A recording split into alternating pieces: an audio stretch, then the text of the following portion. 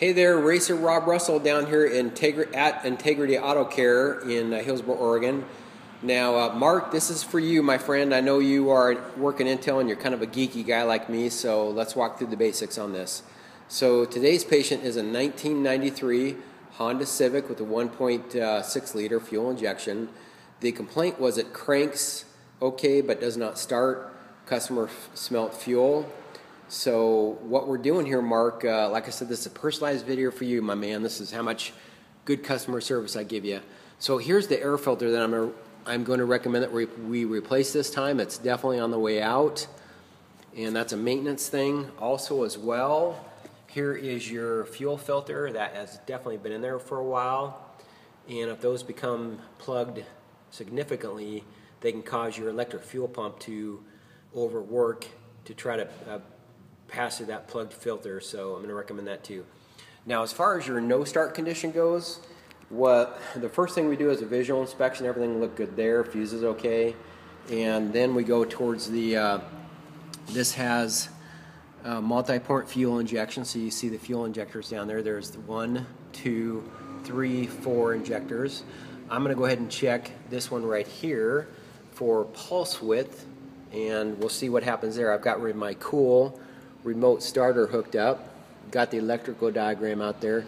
You know, even with this kind of stuff, it still comes down to common sense of checking powers and grounds, and you can see I've highlighted those, and we'll come back to that in a minute. So that's coming, my friend. Good stuff. So injector pulse width, we'll go ahead and crank it over. I'm going to see if it shows up here on video. This is my Noid light tester, so we should see that pulsing as the computer senses the engine cranking over. So let's give it a shot. Yep, I don't want to run your battery down, but you can see that flashing red and green, so we know we've got injector pulse width. So the second thing I did was I pulled a spark plug wire, always harder to do when you've got the video camera out, and check for power on there, get the cool tool that I used to do that. Right here is my high-tech, really works pretty damn good for how simple it is, spark tester. So as you can see, I can adjust that to see how strong your spark is. And your spark was, there's no spark, so we know that for sure, just to verify it. Then what we'll do is I'm priming just a little bit here, to be honest. These ignition distributor assemblies are now composed of a lot of components together. So you got the distributor assembly, here's your distributor cap. Once again, doing a common sense inspection. It looks good. I mean, it's not too bad, so I'm going to save your money there.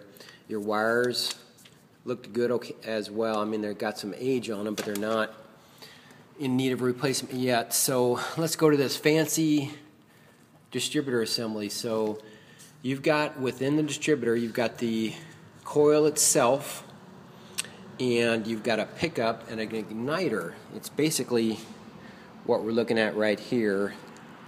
All those sensors are mixed into one, and on yours you have good battery power and you've got good grounds. And then what should happen as your rotor here turns, it's a magnetic pickup, and it should pulse the coil assembly on your yellow and black wire right here. So we know we got good power.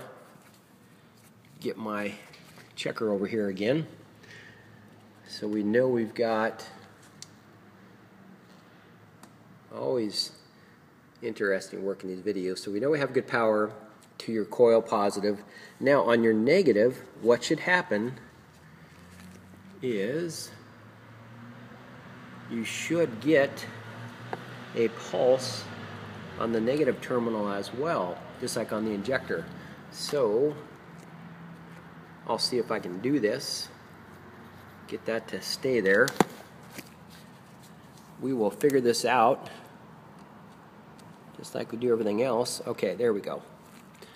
So we know we have good power, and that light should pulse.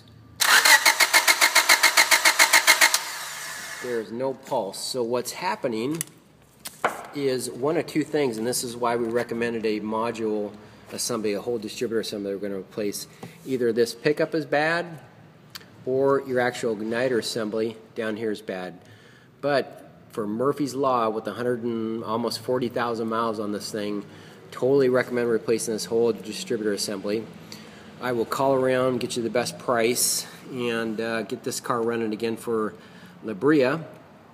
And also, let's not forget about that fuel filter and air filter. So that is the tip today. It was a 1993 Honda Civic, cranks but does not start.